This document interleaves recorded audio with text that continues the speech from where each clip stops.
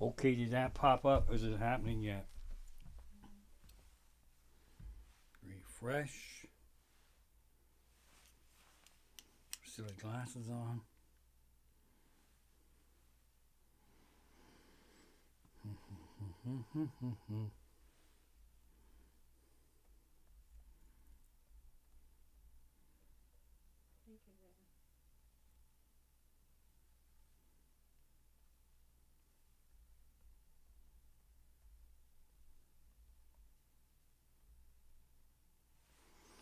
All right, I think I did it. Wait a minute, everything's out of whack here. Slight adjustment.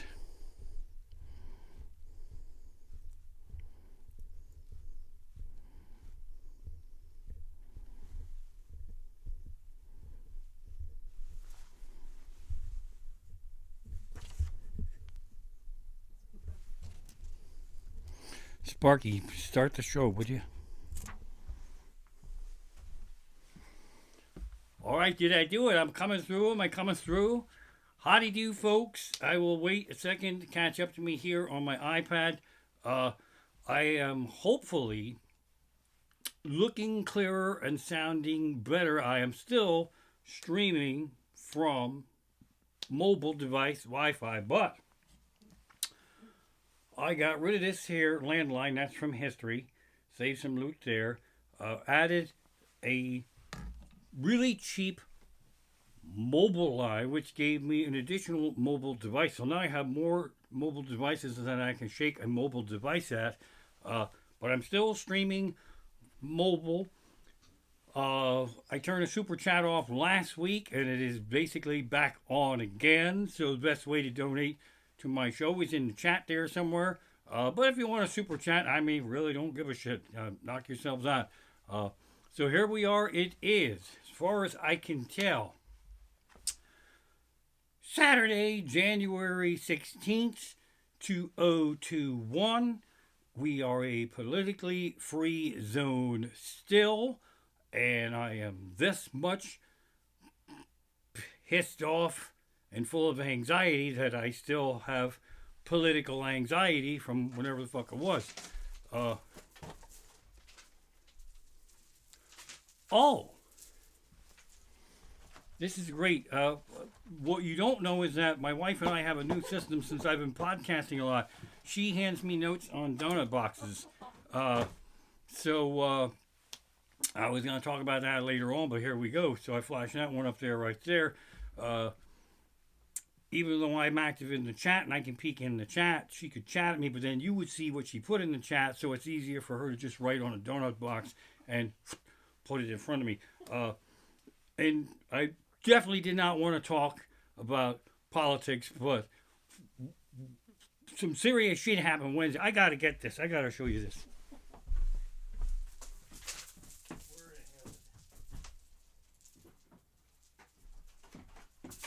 I'm coming. This is in no way, shape, or form an invitation to engage any political conversation. I don't give a flying fuck who you voted for, if you're happy or if you're sad. That's not the point. Wednesday was stressful. A couple fucking Wednesdays in a row.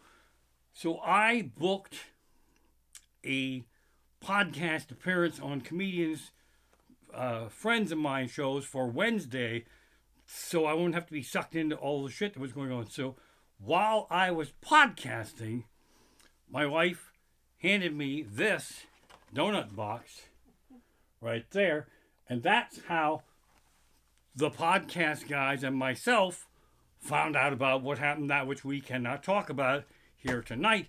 And then they said, did that really happen? And I got a little pissed off. I said, listen, my wife doesn't lie on messages on donut boxes or other places either. So we're using the donut box system now, high-tech shit. Let's see, what the hell was I talking about? Oh, the GoFundMe disclaimer. Again, streaming live from mobile. When I went on the podcast, I was whoring my GoFundMe to get a MacBook because this thing doesn't plug in. And those peckerheads were losing their minds because they said I looked like some kind of wizard and this was some kind of magic scepter.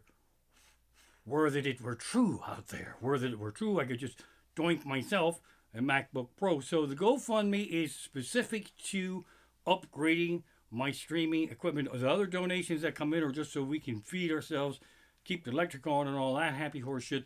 And I'd be the first to admit on GoFundMe, there's a lot of more worthy causes than me. That's why I'm kind of a dick to be over there, because it's people lost their homes and they got no work and they got no food and they got to pay for operations. And then there's Amish comedian needs MacBook so he can stream hardwire with an Ethernet cord here like this instead of through Wi-Fi. So I admit that I am very low on the can you help him out with the MacBook thing here. So hang on. Put this sucker back on. I am plugged in. It's, even though it's winter, it gets a little hot in here. So, Babumsa, hang on one second. Alexa, turn on Matt. Sorry, this feature is not supported on this device yet. Listen. She just smart mouthed me. She cocked off to me. My air conditioner's named Matt from the Wheel of Time. It's not like I have any kind of weird man friend in the air conditioner. She cocked off to me and said, this feature was not supported in the device. And then she fucking turned it on. How about that happy horse shit? I mean, so I'm happy, but she wouldn't have had to make a dick out of me. You turn the fucking thing on. For those of us just joining this show now, I refer to my Alexa as Babumpsa because when you say Alexa, Sorry, I'm not sure. Sorry, I'm not sure, and that shit happens. So there we go there. I'm still pretty worked up about doing this. This is episode 41. If you're new here, introduce yourself in the chat. Say hello. Post in there where you're hanging out from, what you're drinking, all that stuff. Sparky is a loose cannon here. I don't know what she's up to. She's getting ready to go on my shoulder. Looks like a magic trick, but it isn't. Kerpow. That's pretty badass. Good and bad news there is that that's adorable to see that. But now I gotta kind of shift into Weekend at Bernie's mode, or she'll lose her fucking bird mind. So, double-edged sword there. Let's see, what happened here? Podcast Wednesday. That was actually a lot of fun, and I am what I would call a terrible guest to have on your show because I'm used to this. It's just me, and I typically don't allow anybody else to speak. And they seem to enjoy that because apparently they're sick and tired of podcasting, and so every 3 or 4 minutes, I would apologize and say, I'm so sorry if anybody else wants to speak. And they're like, no, go. In fact, they're doing a big, for charity, online comedy marathon. And I have a guest spot there. And they just offered me to do like all 80 hours of the whole thing. But I don't think I'm going to do it. And that's over on Twitch. And they want me to stream on Twitch. And I get a Twitch just thinking about streaming on fucking YouTube, on Facebook Live. I did a sideways Facebook Live, hopefully to get some folks over here. I don't have cable anymore. There's a joke in there somewhere. The Amish guys shouldn't have cable. So I really know less about what was going on in the world. And by that idea, I'm a happier person just by there. So I'm a terrible guest. And me, Monster, let's see. Let me tell you about the podcast. So I've been performing stand-up comedy for 30 years, and when we go to perform in clubs, not fire hose, but comedy clubs, the headshots are all over the place. So I started to know people that I never met just from their portrait on the comedy club wall and vice versa. See, Sparky's getting a little pissy here because I'm moving. A couple of these guys were on the podcast with me on Wednesday, and we go way back to the Lancaster days, like 30 years ago. So it's kind of cool to get to see and meet people that you know, but you don't really know that you know them. And then we start swapping stories from the Lancaster days. So that's really a fun and yet bizarre thing. Hey, I know you because I've seen pictures of you. Somehow that makes us bond a little bit. So that was a fun thing for me. But they're over on Twitch. I don't really understand Twitch. I don't understand what I'm doing here right now. As I said, Sparky's a little pissed off and she's taking little hacks at me. But they kind of let you do whatever you want. So they had a thing where they said, we're going to ask you what you're drinking. And then if there's a joke. And I had a jar. You've seen my jar of water. It's just this, but it was a jar. And the one guy said he had a beer. And the other guy said he had a whiskey or whatever. And I pulled up a jar and I said, I've been 4 days on the corn jug. And they thought I had like corn whiskey. And then I saw somehow my corn whiskey in a jar, which didn't exist because I fucking lied about it, brought them shame. They're like, oh, I feel terrible. I just have a beer.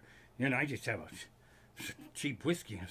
Then I rat-finked myself out. All right, I didn't pretend that I was drinking corn whiskey to make everybody feel fucking bad about themselves. It's fucking water, all right? There, I confess. True Amish confessions. It's fucking water. Are you happy now? Fucking fuck me in a bucket of goo.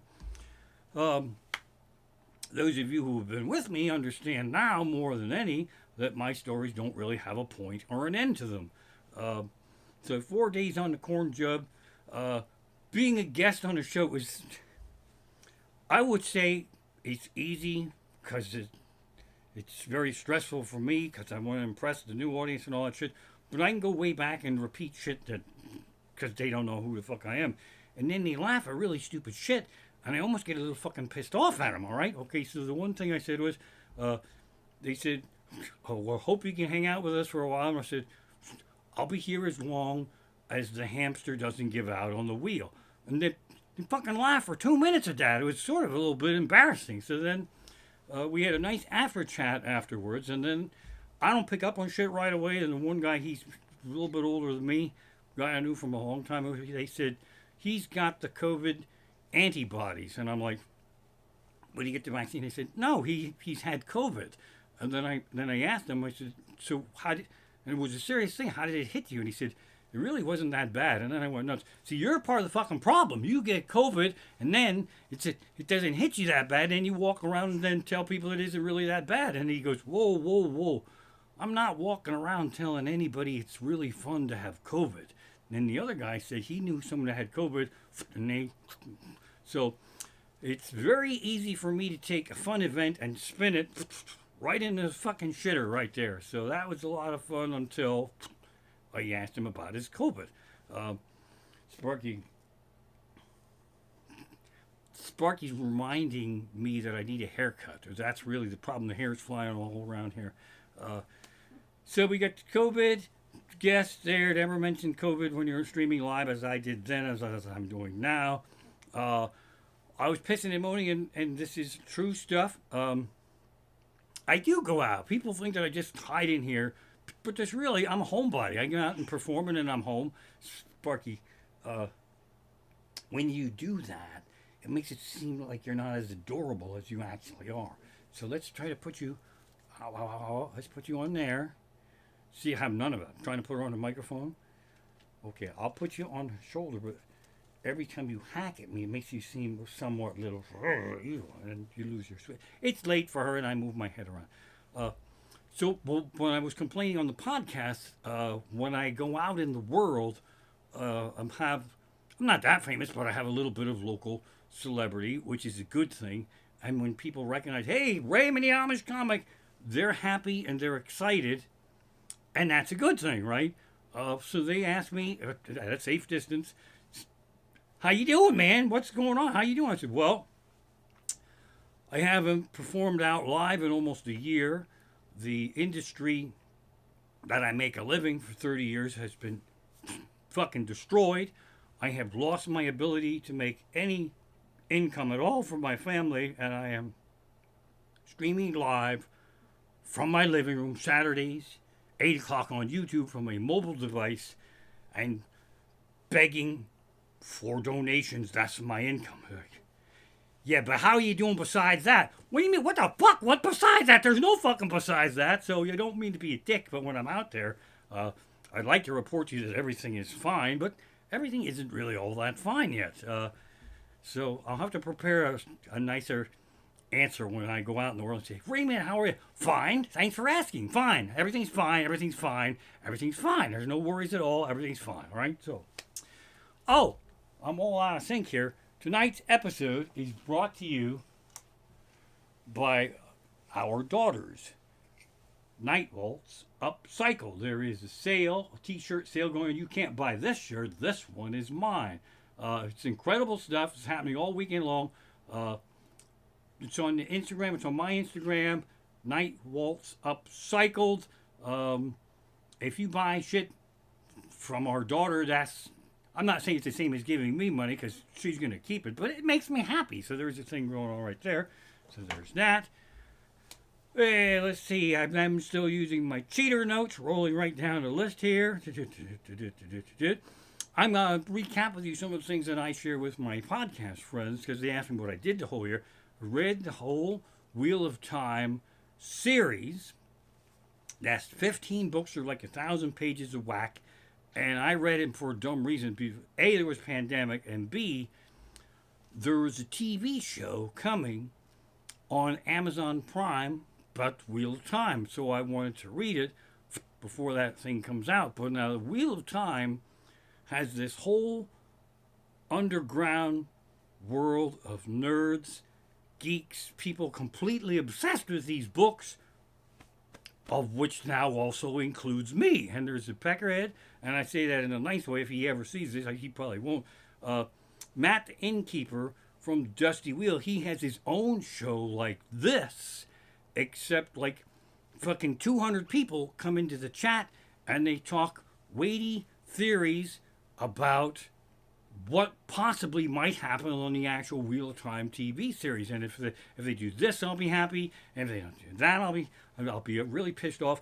And what's really actually kind of fucking amazing is some of the show's creators, they're actually in production. The main guy, Rafe, his name is, he hops in the chat. That fucking blows my mind. That's like fucking Alfred Hitchcock coming in the fucking chat and saying shit. And you have an art director and a music person, and I'm in there, and I am fucking destroying the nerd universe with jokes that only work in that fucking chat because they were waiting for this big announcement on Friday. So they went live at noon. The fucker took off of work because he has a normal job, waiting for this big announcement, and they were guessing, what's the announcement? It's going to be cast. When's the trailer? When's it going to be released?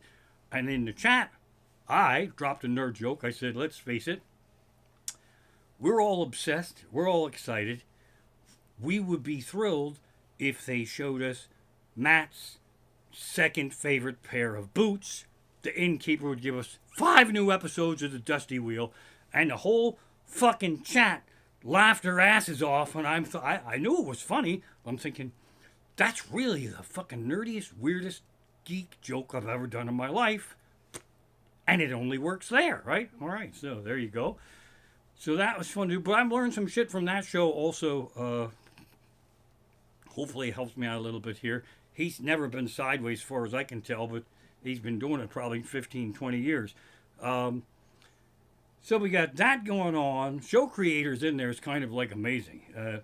And the chat was kind of weird because Rafe he's like the big director and shit. He said, okay, I can't phone in, but I will take one question.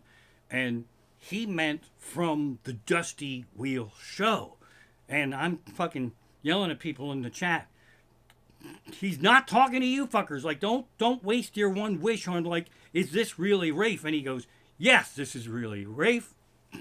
That's your question. So we had to shut them fuckers up. That was fun and exciting to watch.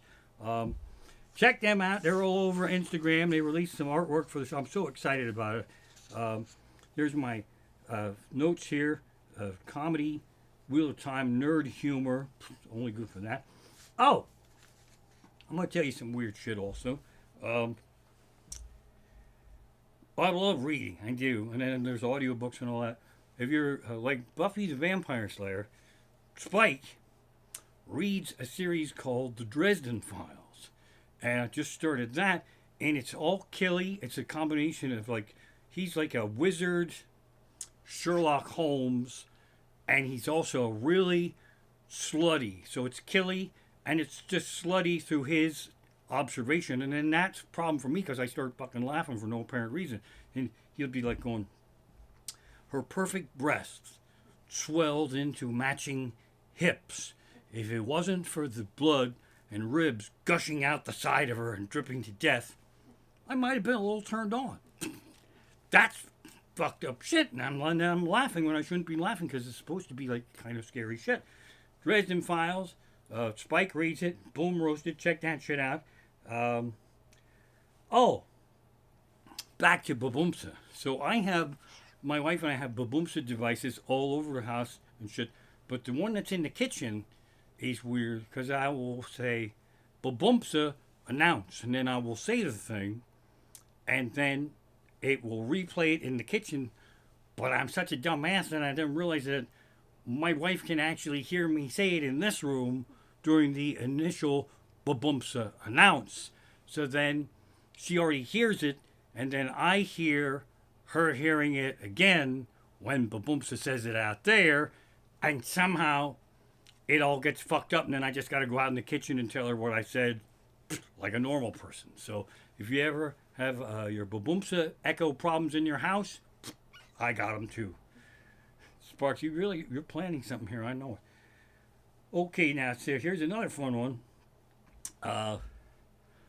Upstairs is a cat, a feral cat, Mary, that is technically my cat. I'm allergic and she can't come down because, Sparky's down here. Technically it's my cat, and its toys are all in the bathroom. So it's fucking upstairs. This cat is now trained to play when I go to the bathroom. So when I go up there and I go to the bathroom, it won't play right away. And this is more information than you need to know, but I'll be sitting on the toilet, still gives me a thrill, indoor plumbing, woohoo. Then the cat is now trained, and there's a cat tunnel in the bathroom. Mary won't attempt to play at all until I reach for the toilet paper. As soon as I reach for a little bit of toilet paper, she goes right in the fucking tunnel. That's some kind of weird fucking Pavlov's dog and the rat going through the thing to find the cheese kind of thing going on there. No real point or end to that story, but the cat figured out the sound of the toilet paper rolling means woohoo, playtime. I don't know how it affects me. I probably, anytime I feel like I want to go play with a cat, I probably wind up having to go one or two. I don't really know. This episode is really taking a dark spin. So there's that. Boom, roasted. Some shit. I have notes here that the stuff isn't ready. Family vacation pictures are kind of fun, but people get mad because we all have phones, and when you have really great pictures and all that shit, a lot of people in the family in the picture are there. Where is it? Like, the beautiful mountains and all that shit, and then someone will be there going, and then they get mad and they say, why did you post that fucking picture? Because I'm there mad staring at my phone. Well, you're mad staring at your phone the whole fucking trip. I can't just fucking crop you out of these family pictures. Boom, roasted right there. This is something too now. I was going to say, since we're having all that fun, I want to take a serious moment here, but I don't know if we were having that much fun that it requires that statement. Clarity, and again, borderline politics, not an invitation to go there, but I need to say something that I feel very strongly about. This phrase, cancel culture, is made up fucking bullshit. It is consequence culture. We have freedom of speech, but we do not have freedom of consequence. I hate that fucking phrase. You can say anything you want, but we are allowed to react to it.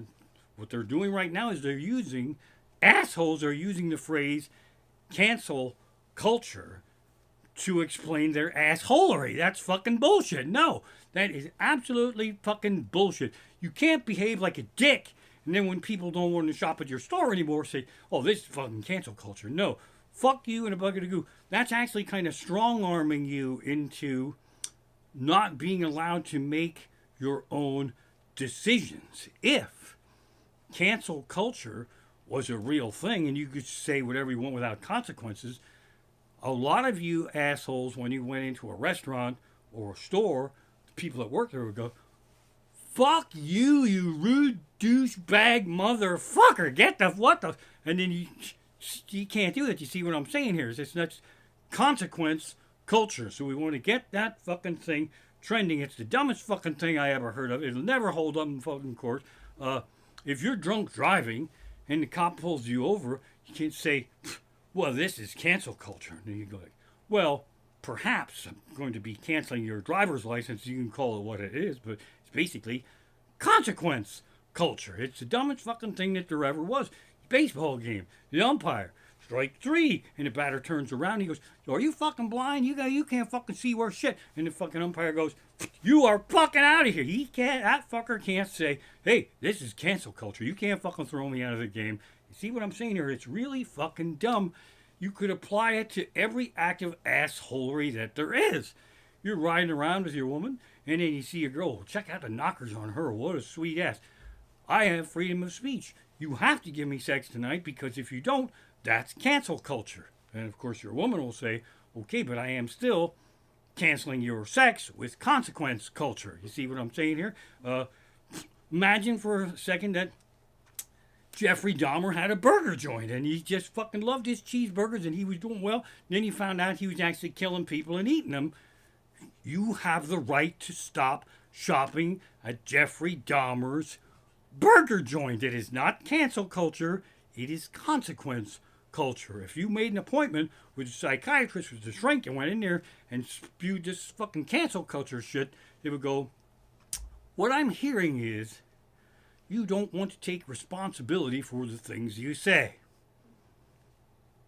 Enough said, all right? I made my fucking point, I hope. And then if that pissed you off, you can just fucking cancel culture me. That would be consequence culture, but what the fuck? Basically, I'm free entertainment, so just fucking live with it. Let's see. Oh, there was another part of that, consequence culture. You cannot just do dumb shit and stamp it with that horrible phrase any more than you could put dick pics on the Emmaus Community Facebook page. There, that was the big finish. Time for some corn jug water. All right, a few drops dripped down and I thought I was peeing through my pants and I realized that probably wasn't happening. I'm not 100% sure. Okay, so there goes that. Drunk driving, psychiatrist, Jeffrey Dahmer burgers, right in my notes here. Oh, there is always been internet stupidity. Way back when we first had internet, if you clicked on the wrong thing, you get these warnings that you have violated something, and cops or something might be coming to your house. And a friend of mine actually texted me while I was shopping and said, "You got to get over here, like within 30 minutes, the cops are coming." And I texted him back and said, "Did you just go on a porn site?" And he said, "Maybe." Those of you who go on porn sites probably could be my witness that you'd be hard-pressed to find one where the cops would show up at your front door within 30 minutes. So there's always been a kind of internet stupidity there. Again, these stories seem a lot funnier when I'm writing them down. I'm making notes at 3 o'clock in the morning. I'm all over the place, as is my way. This should have been, when I used to flash back to shit, I'd go, this falls under the category of things that I forgot. But I even forgot to say that now, so I just start fucking talking. Cable TV and all that shit. Remember the days when you actually had a remote control and so nobody could look in their phones, whatever was on the TV, that's what everybody watched. And whoever had the remote control, you got mind fucked with it, whatever level of ADD they had. And there'd be no fucking warning, because you'd be fucking mesmerized, they'd be mesmerized with the thing, and you'd go, "That's fucking stupid." You just pick it up and just fucking flick it to the next thing. Motherfucker, why did you change? I didn't fucking like it. No real punchline there either. It's just I'm having special memories about things that are different now because of how technology has changed. Uh, Things that I forgot also is when last week I think it was talked about the feral cat that I retrieved out of an alley many fine years ago and took it to my wife, who wasn't my wife at the time, and then she double crossed me, and then we fell in love, and then the cat moved in with me. That's how I know I'm fucking allergic and all that shit. That was Cecil. Cecil had some weird fucking awesome habits. So what Cecil would do is she was one of these cool cats that wanted our food, but she wouldn't go at it. She had pristine manners. So if the burger was here, she would sit like right here and just kind of fucking turn her back to it, like, I don't really give a fuck. I don't really give a fuck. And then if you got up and took a step away, pow, she was right fucking on it. It was magical. Now she had a kid cat that got named Chris. I don't know why. I don't know how. But Chris had different methods. Shit would be on a table, and Chris would know it. Chris would know if you jumped up on a table, that's fucking bad, and we'd go fucking Postal Susie. So Chris would jump up, whoop, and look at where the food was, and then land, and then do a second jump, and come back in, and fucking grab some shit off of there. Two different cats, two different moves. Chris had an unwholesome obsession with potato chips. And if you held a potato chip up for this cat, it would jump up, grab the potato chip out of her hands, and stuff it in its cat face before it hit the ground. No real point to that story, just happened to be cat stories, things that I forgot from a while ago. Oh, the other thing was with Cecil had kittens, and then we'd find homes for her and shit, and she had a new load of kittens. Chris had become like a strong fucking bodybuilding fucking teenager, and we were worried that the kittens, Chris would kill them. But Chris became like a game master, and he'd run around and carry my socks all over the place, and that's another story for another night. But when it was time to feed, fun and games were over. Chris could hold down 5 fucking kittens with one paw while it ate. It's too bad we didn't have fucking digital shit to film that shit, because things from my mind from before we had phones is way fucking funny. I could post that shit on TikTok and Instagram. But there we go. Cat things that I forgot. Here's one also. Cats pretty much stay away from you when you go into somebody's house. There's a few cats that sex around, but cats like their owners.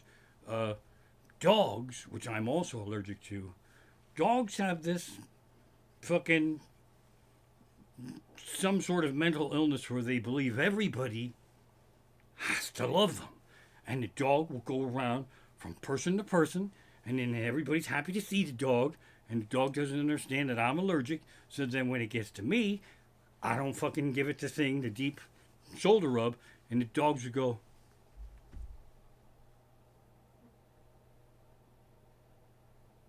what? What's the problem?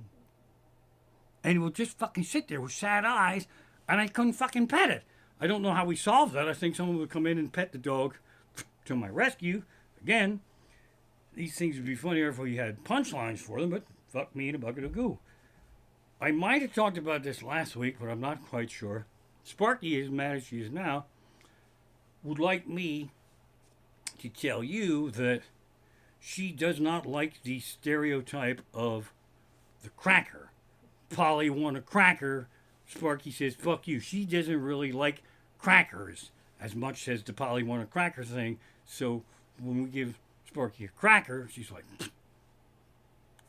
fuck it, man. I want a nacho chip. I want a Frito. I want something with a little bit of kick. So Sparky would like me to represent her with the get rid of this Polly want a cracker shit. All right, there you go. Boom roasted. Maybe that's why you're in a pissy mood tonight, because of the whole cracker thing. More shit. I'm all over the place here.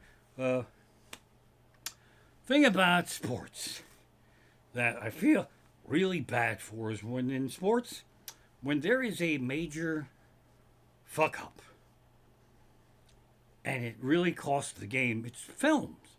And whoever that person is that did that, it is filmed for all eternity, right? That's what it is. It is absolutely filled through all eternity. Best example is, I'm using my cheater notes here, October 26th, 1986, Bill Buckner, Red Sox first baseman, let a teeny tiny little ground ball roll between his legs that my wife could have stopped, I could have stopped it, probably Sparky could have stopped it, and it went right through his legs, and the fucking Red Sox went on to lose the World Series, and people, it's an easy clip to find, Boston, the town, turned on him because they hadn't won a fucking World Series in 9,000 years, and he is the dick, and it's completely documented through all eternity. I'm glad we don't have that in stand-up comedy unless I pull off some shit. I don't think anything's going to make it to the Hall of Shame in the streaming live from my living room. Which brings me to something now that, Sparky, I'm actually have to put you over here on the rope for a second to do this because she ain't fucking going. This is amazing. She's not going on the microphone. She's not going over there. All right, back on the shoulder. So I will try to do this knowing that I'm going to get it. One of the dumbest things, and this is baseball related, is the umpire on the third strike call. See, the umpire's back there, and then the first strike, it just is a real subtle thing. Hey! They don't even say strike, they make up words. Hey! And then the second one, hey! But when it's the third strike and it's called, somehow they do taunting performance art. It's like, hey, and they scream and they fucking pull a fist down and the legs go and the fucking hips go and the guy's fucking doing a tango and all kinds of shit and the batter stands there like a dick.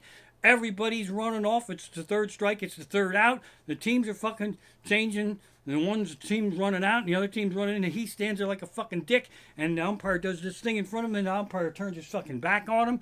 That's fucking horrible. That is a fucking horrible thing. That man just fucking struck out. And the umpire's like, he does his big fucking dance and then he fucking taunts him. You stupid fuck. I called the first two pitches strikes. And that one was right where the first and fucking two. And those were like, that was like a clue. Hoop, hoop. And the third one, you knew I was going to hoop, but you stood there like a dick. That's why I had to do this big fucking performance art. That is humiliating. It's a terrible way to be. And what if they did that in other sports? What if the field goal kicker lined up to do a 50-yarder and he missed it and then the referee did this thing like this and he went up, oh no, it was way over like this. I was all ready. You thought he made it good. I thought it was good. It was headed right for the big fucking H. Everybody in the stadium thought it was fucking good. I had my arms ready to go up like this. But no, you fucking did it like this. It's, woo, you really fucked that up, didn't you? That would be taunting baseball style at a fucking football game. I would have liked to perform that better, but Sparky, we got through it. All right. Fuck me. All right, I am so over the place. Stupid joke from my podcast appearance, because social media is a thing, and when people get thrown off it again, this goes back to consequence culture. Getting kicked off social media has nothing to do with the right to free speech. It's a private thing, and you just can't say certain shit on there, or they will shut you the fuck down. That's the subject that was on the podcast, and I told them that to keep groups of people like myself away from the fucking nutballs, I actually went back to Lancaster, and I was creating my own Amish farming version of Facebook called Farm Book, and it was basically a social network with empty soup cans connected by string, and it crashed every morning because 5:30 everybody checked into barn and the activity was milking. That's very fucking stupid. They laughed about it way too long, but hey, I'll fucking take it. All right. See here we go here, some more shit. Oh, I can't believe I haven't told you this in 41 episodes. I don't know the year, but for a stand-up comedian something happened to me in my career that is worse than getting kicked in the balls. I had throat polyps, there were polyps on my voice box, and I was losing the ability to actually speak. The good news is that there was an operation that I could get to remove those, and the big fear for me was that I didn't know how long it would be until I could talk again. So I went to one guy, went to the specialist, and then he was getting ready to go on vacation, but he thought he could squeeze me in. That's not really what I wanted to hear. He said, I'm going on vacation next Wednesday. I'm full schedule. I can fucking toss you in. I actually didn't want to be fucking tossed in. So then he decided I could wait till his vacation was over in 3 weeks. He said, it's no problem. All right. So I didn't kind of trust that. And then I went to another specialist, and then I told him about the other specialist, and he said, and he told you 3 weeks would be no problem. Like you could just fucking continue to destroy your voice box. He goes, that is basically like if you have a dented fender and you make an appointment to go have the garage guy fix it, and he says, I can't fit you in for 2 weeks, so you can just keep driving your car into fucking trains and everything will be fine. So that was kind of really fucked up.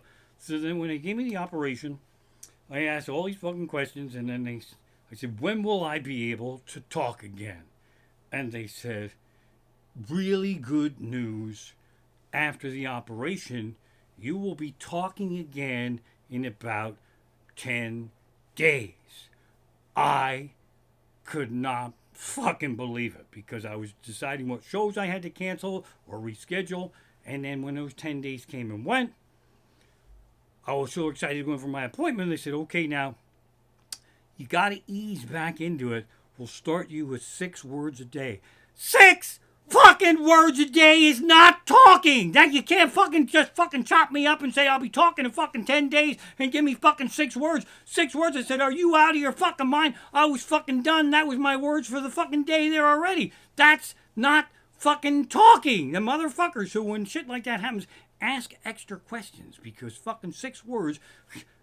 How many words do I say in my fucking live streams? It takes me fucking 98 fucking words to just see if this fucking thing is streaming. It's got your fucking 6 words right here. So the other fun thing about when that happened was, I was meeting my granddaughter who lived on the other side of the state for the first time, and I think she was around 2 years old, and I could not talk. But I had the big old computer in those days, and I had like the Stephen Hawking voice app, so I put the thing in there, and it was, why, hello, how are you? And the kid fucking laughed and loved me as a fucking robot, which filled me with terror, thinking, when I'm not talking like a robot anymore, I'll probably fucking traumatize this kid. Stephen Hawking me, charming the granddaughter, boom, roasted. All right, move that right along there. Let's see here. How's everybody? Is everybody good? Thanks for coming out into the chat here. I'm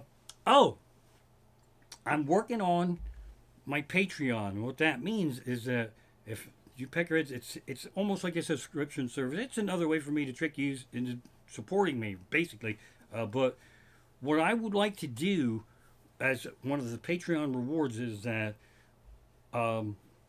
if you think you're going to wind up donating over there, get yourself the Zoom app. And that's what I've been zooming on with comedy. You can put like 9, 15 people, and then I can hear you, and of course you can hear me, and we can interact a little bit. Those will be special donation rewards on Patreon when I figure that out. But it's just a simple app. It's a Zoom app, and get yourself familiar with it now, and Zoom your buddies so that when it's a reward, we'll be fucking good to go. Because you peckerheads have been listening to me for a while. I actually like to have a Zoom session with you. Get the Zoom app, figure that shit out. Baby the bobbity bobbity boo. Patreon, GoFundMe, send me, figure out other ways to send me shit. All right, that will be a fun thing to do. I'm just about out of bumper stickers. I do have coasters still. It's possible that There's a pack of bumper stickers floating around somewhere. I'm not exactly sure. If I find them, I'll let you know. Couple more stories here. It must be something that I'm forgetting. Probably forgetting everything.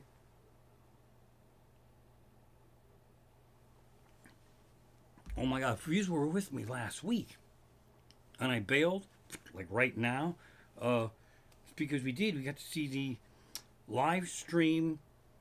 Wasn't live, it was a broadcast stream, that's the difference. Lazarus, Bowie, Michael C. Hall, Dexter Guy, and all that. Fucking incredible. I don't know how you could ever see it. Maybe they'll release it someday. That was fucking fantastic. I cut the show short right now then because I had to go there. Now I'm thinking of cutting the show short because I really don't fucking have any idea what to talk about. I made a whole bunch of notes here. Oh, here's a story for you. Shout out to my brother-in-law, Jack. He liked Miller Lite. That's the beer he liked, right? And so I wasn't never a big Miller Lite fan. I liked German beers and Belgian beers and all kinds of crazy beers. So I became obsessed with trying to get him a better quality light beer that he would like. And these things are fucking 30, 40 bucks a case back when I had money. I pissed it away, right? So I go down to Shangy's and I get the light. I just pick it out myself. And there's, Belgian, whatever. That's Amstel Light. There's another light. Beer after beer after beer after beer. He fucking hated it. He totally fucking hated it. Finally, when I went to Shangy and I said, let me ask you a question here. I'm trying to find a light beer for my brother-in-law that would be like, step up, something a little classy. And he says, well, what kind of beer does he like? I said, Miller Lite. He goes, bleh. He doesn't like beer. And then I went and I reported that to my brother-in-law, Jack, and he goes, yeah, I don't really like beer. I can't really end my show there, but it was a fucking amazing story right there. Which also, there's another good Jack liquor story. Him and his wife, would be my sister-in-law, went to Barbados quite a bit, and he got hooked on Mount Gay rum. And they had a special deluxe edition, darker, older, fucking amazing. And I needed a thank you gift for him for, I think he did a quick break job for me so I could get to the fucking show. Because he, has a toolbox and I have a tool bag with a hammer in it and a Slim Jim. Well, not anymore because I'm still a vegetarian. So I got him this, and I'm guessing it might have been pushing around 35, 40 bucks for this bottle of Mount Gay, which he only got the regular Mount Gay. So this deluxe one was fucking one of the most greatest gifts in the world, in the liquor world, that he ever got.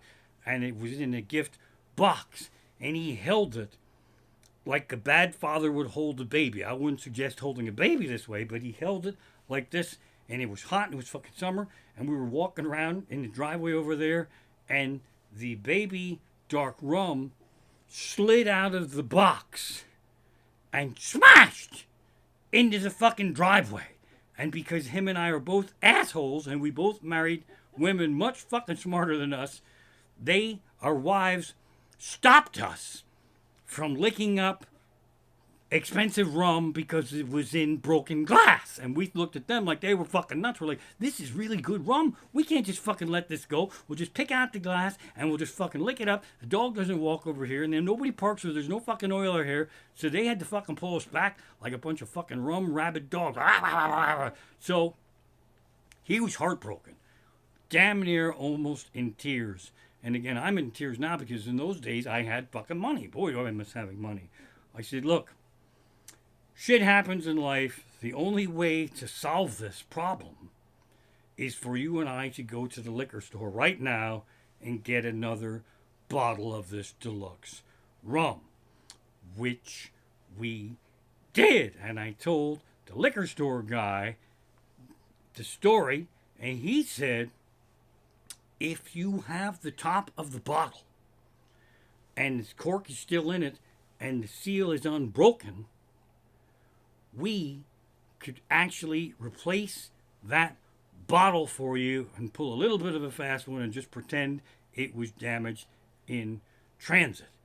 Me, like a dumbass, thought it's all in the fucking trash now, but when we got back there, my amazing wife had it all in a fucking shoebox. I don't know what fucking possessed her to sweep up the fucking rum and put it in a shoebox, and we pulled it out of there, and we went back over to the liquor store and got a second bottle of rum.